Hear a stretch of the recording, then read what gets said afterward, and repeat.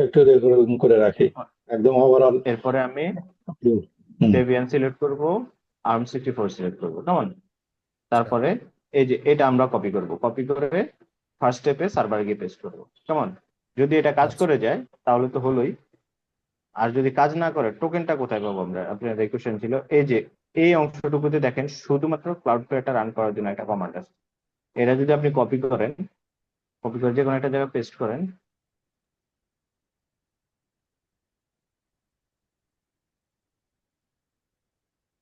দেখেন cloud flower run token এই পর্যন্ত হচ্ছে আমাদের কমান্ড, এইটুকু দরকার নাই।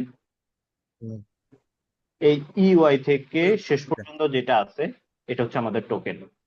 এই অংশটুকু আমরা নিয়ে পেস্ট করে দিব কোথায়?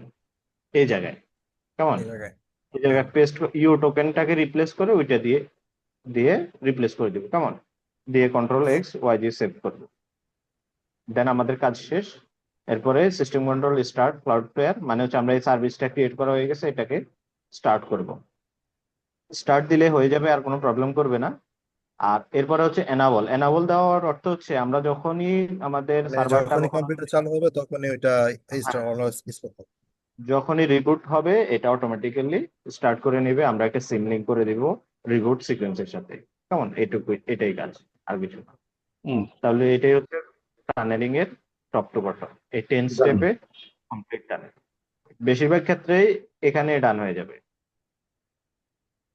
এই বেশিরভাগ ক্ষেত্রে 5 স্টেপের মধ্যে ডান হয়ে যাবে। যদি কখনো না হয় তাহলে এই নেক্সট 5 স্টেপ লাগবে। বুঝতে পারছি।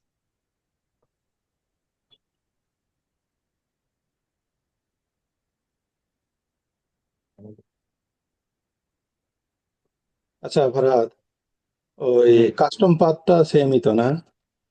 ওই যে সবগুলো ডেটাবেজের জন্য সার্চ করলে উম, হ্যাঁ হ্যাঁ হ্যাঁ। না নিচ্ছে না।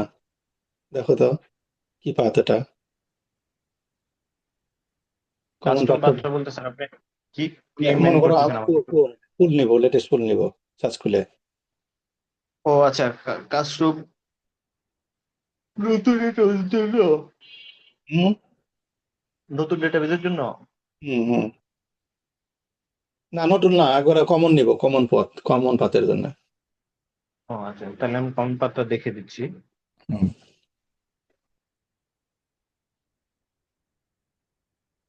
আচ্ছা এটা এই বন্ধ করে দিই।